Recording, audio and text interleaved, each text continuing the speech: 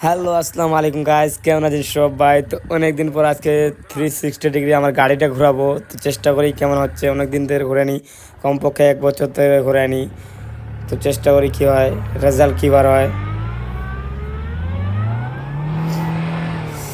ওহো গাইস, হলো সামান্য, কিন্তু হবে না, কারণ আকাশে বৃষ্টি হয়েছে। বৃষ্টির জন্য এটা আমাদের মহিপাল মাঠটা একটু ভিজে গেছে, তার জন্য 360 ডিগ্রি হবে না। সোজা রওনা দিলাম আমাদের কুশমুন্ডিতে নতুন একটা কফির দোকান দিয়েছে, যেটা পুরোটাই বাঁশ দিয়ে তৈরি। তো সেই দোকানে আমরা প্রথম কফি বা চা খেতে যাচ্ছি।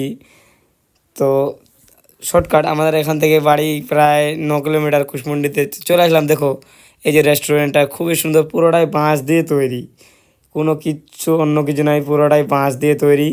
পুরোটাই আপনাদেরকে দেখাবো। এই দাদারা এই দোকানে কাজ করে।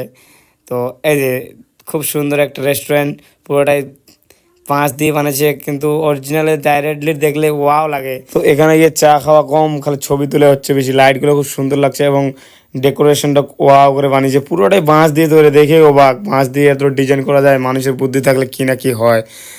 বাঁশের উপর কী জন্য এক ধরনের একটা কালার, না কালার তো না, আঠা টাইপের দিয়েছে, যেটা ছিলছিল লাগছে খুব। তো এই যে আমাদেরকে এখন চা এবং বিস্কিট দিবে। চাটা পুরোটাই বুনিয়াদপুরের থেকে মনে হয় বেশি ভালো, খুবই চা। তো আমাদেরকে আর চা খেতে দূরে যেতে হবে না, আমাদের সামনে কুশমুন্ডিতেই খুব সুন্দর চা পাওয়া যাচ্ছে।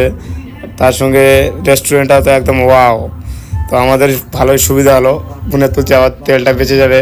তো সব বন্ধুরা মিলে এই চা খাওয়া শেষে বাড়ি যাবো এখন। তো ভালো থাকবেন সবাই।